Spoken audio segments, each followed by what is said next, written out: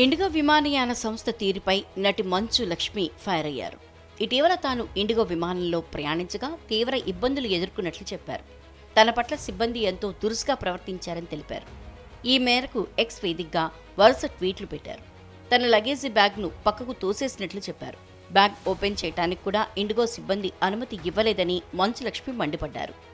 సిబ్బంది చెప్పినట్లు వినకపోతే తన బ్యాగ్ను గోవాలోనే వదిలేస్తామని బెదిరించినట్లు చెప్పారు. ఇదో రకమైన వేధింపులు అంటూ ఫైర్ అయ్యారు. తన కళ్ల ఎదుటే సెక్యూరిటీ ట్యాగ్ కూడా వెయ్యలేదని, ఒకవేళ ఏదైనా వస్తువు మిస్ అయితే సంస్థ బాధ్యత తీసుకుంటుందా అని ప్రశ్నించారు.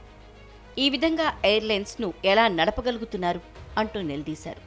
తనతో పాటు కొందరు ప్రయాణికులు కూడా సిబ్బంది దురుసు ప్రవర్తన వల్ల ఇబ్బంది పడినట్లు వివరించారు. ప్రస్తుతం మంచు లక్ష్మి పోస్టులు వైరల్ అవుతున్నాయి. గతంలో కూడా ఇండిగో సిబ్బంది తీరుపై మంచు లక్ష్మి ఆగ్రహం వ్యక్తం చేసిన సందర్భాలు ఉన్నాయి. వారి పనితీరును విమర్శిస్తూ అసహనం వ్యక్తం చేశారు. తిరుపతి నుంచి హైదరాబాద్కు ప్రయాణిస్తున్న సమయంలో విమానంలో పర్సు మర్చిపోవడంతో ఇండిగో సిబ్బందిని సాయం అడగ్గా వారు స్పందించలేదంటూ ఆగ్రహం వ్యక్తం చేశారు.